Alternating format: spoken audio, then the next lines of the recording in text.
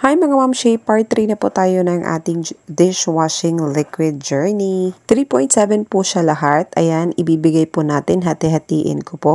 Yung 1.5 liters dito ko po ibibigay sa mama ko. Yung 1 liter amin po. Yung 1.2 liters, ayan.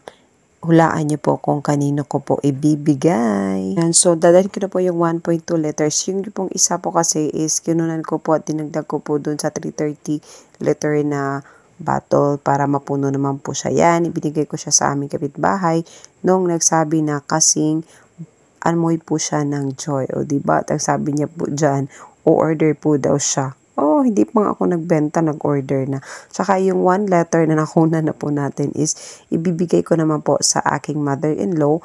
At yung natanggap ko rin po na barley, ayan, nag-request po kasi siya manghingi. Ayan, binigay ko rin po siya ng 2 pieces ng barley powder. Ayan, natuwa naman po siya. So, binigay po natin yan kasi libre po din natin yan na-receive. So, gamit na gamit po kasi yung dishwashing liquid umaga, tanghali, gabi o kahit anong oras, gamit na gamit po yan.